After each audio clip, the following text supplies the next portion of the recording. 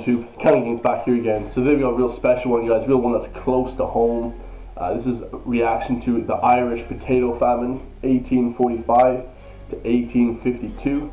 So a few things about this one, guys. I've never watched this video before, but I know a little bit about it, learning about it from in school, growing up in Ireland. You know, we're taught a lot about you know, potato famine, things like that. It was seriously bad, guys. You know, hundreds of thousands, potentially a million people died or emigrated. You know, so it was a terrible time in Irish history, guys. And literally only 150 years ago, like not even that long ago, 170 years ago, maybe 200, you know, not even 200 years ago. So very recent in history, guys. And you know, definitely a, you know, a thing that a lot of people feel guilty for.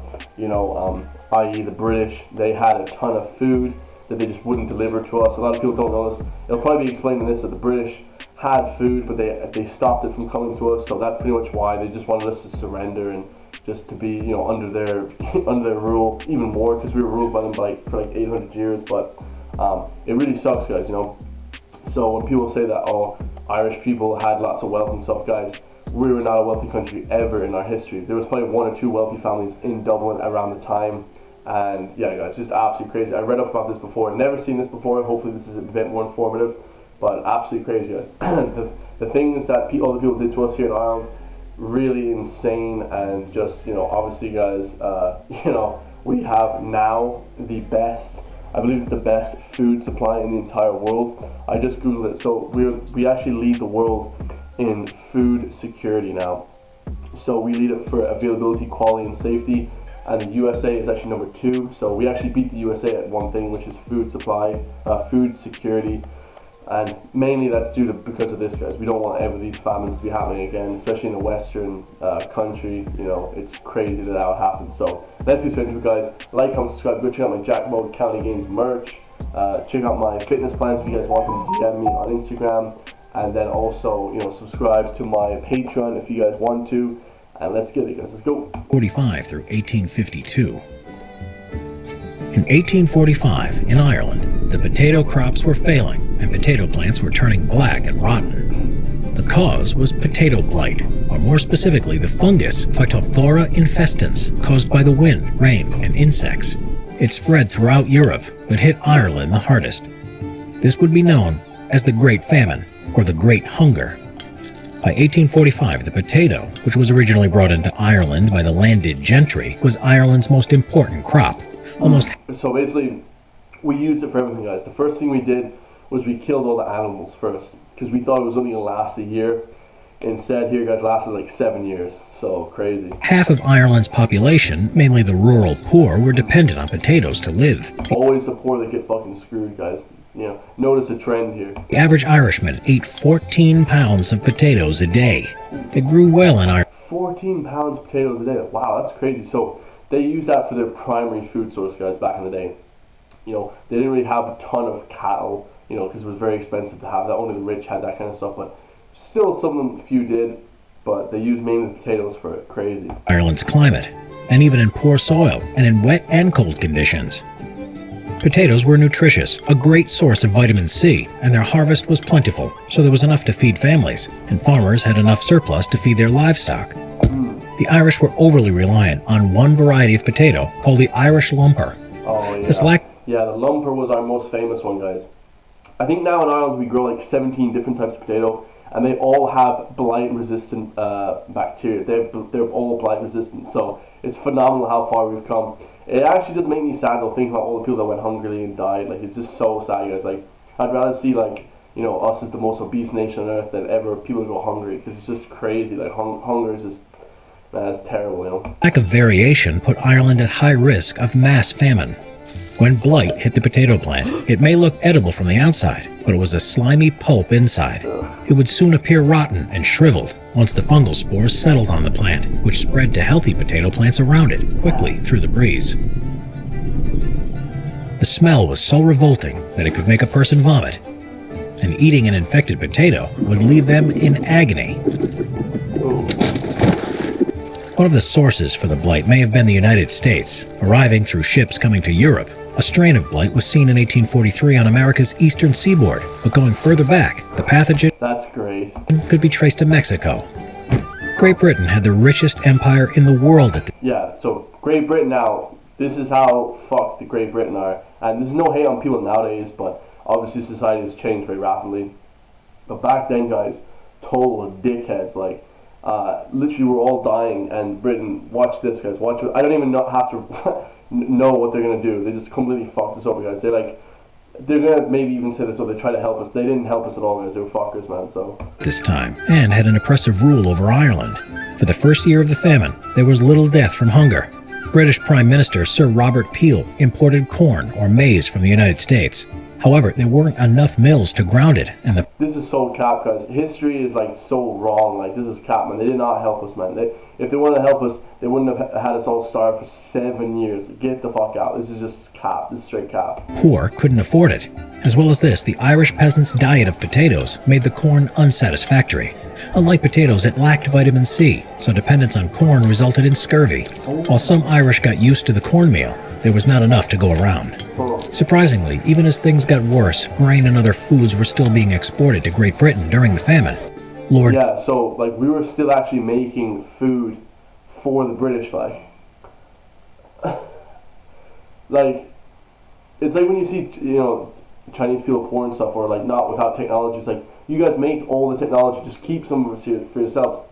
But we couldn't fight back the British. They ruled us, guys, so whatever they said went. So, we were making food for them still, and that's so crazy. Just watch that again, guys. Like, absolutely insane. Like, even as things got worse, grain and other foods were still being exported to Great Britain during the famine. Lord John Russell took power as Prime Minister in June 1846 and formed a Whig government. It took a laissez-faire approach, which meant minimal government involvement in the economics of Ireland. But they ruled us. Right? So minimum government help, but they fucking ruled us.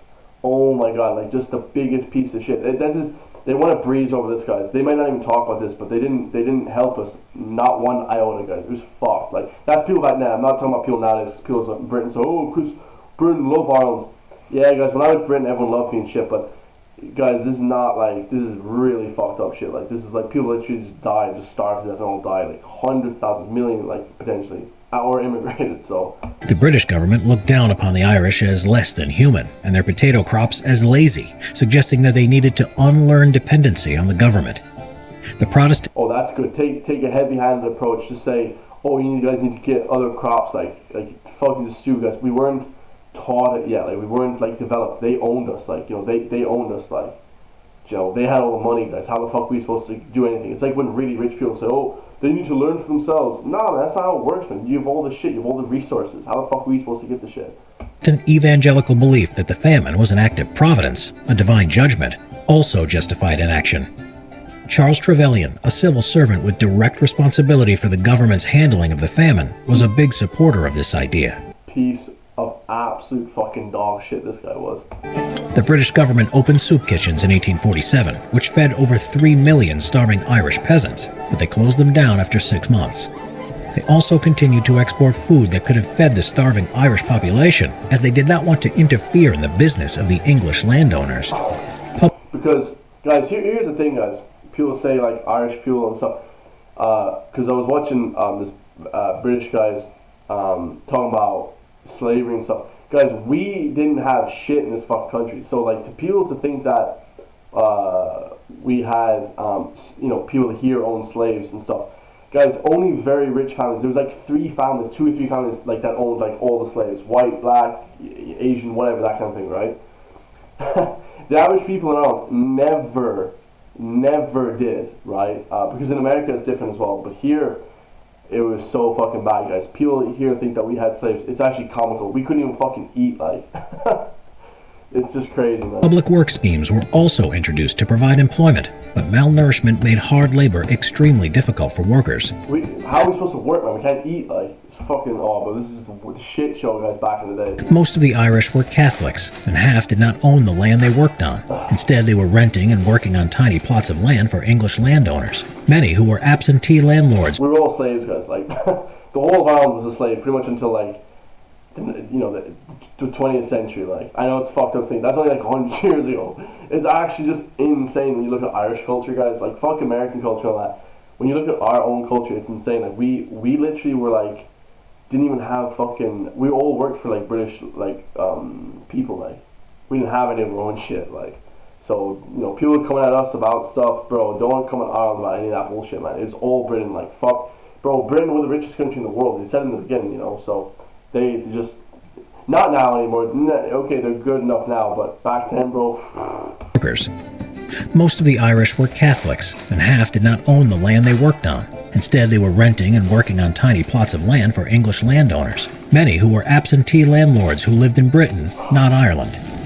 Because of the famine, Irish peasants fell behind on their rents and were evicted. Their houses were often demolished to prevent them coming back. Many went to the overcrowded workhouses, where disease like typhoid was rampant. As well as death from starvation, famine-related diseases killed many of those suffering, a cause of a weakened immunity from malnutrition. Those that were evicted from the lands and had nothing to eat could be seen dying or dead in ditches along roads. Many committed crimes, stealing food or trying to get caught on purpose in an attempt to be sent to jail or a penal colony like Australia, where they might be fed. Oh, we literally tried to go to jail or like escape to America just so we could get fed food, guys. I mean, people don't know how fucking brutal that is. Like, that is so unbelievable, unbelievable. By the time the potato crops recovered in 1852, 1 to 2 million Irish left the homeland and emigrated. Some to Britain and many to North America, where many died on the coffin ships during the journey from hunger and disease. The Irish refugees that reached the east coast of the United States established themselves in cities like Boston, New York City, Philadelphia, and Baltimore. The Great Famine was one of the worst times in Irish history and left 1 million dead. The Irish population... Sorry, I got my numbers wrong. 1 million people dead, guys. Like, that is fuck. We only have a country of 4 or 5 million. Like, fuck. A fifth of it. Well, back then it was actually less. It was like 3 million people, I think. So a third of the country fucking died. Like, so everyone either died or emigrated. Like, so the country was left with like nobody. Everyone had to come. That's why even my name was like Walsh. It's like Welsh or something. Everyone had to immigrate. It's just crazy, guys. It's crazy. Population had dramatically declined, with 1/4 dead or emigrated, spurring a century-long population decline. Jesus Christ. Subscribe. Absolutely insane, guys. So there you go, guys. Have it, man. Really grim Monday morning, but you know what I mean. The Irish potato famine, 1845 to 1852. If you guys haven't seen it on Netflix, go watch Black 47. That's insane, guys. That's one of the best movies I've ever seen. So love you guys all. Hopefully that shit will never goddamn happen again. We got one of the best food supplies in the world right now, so let's keep that going. Love you guys all. I'll see you guys in the next video, man. Peace.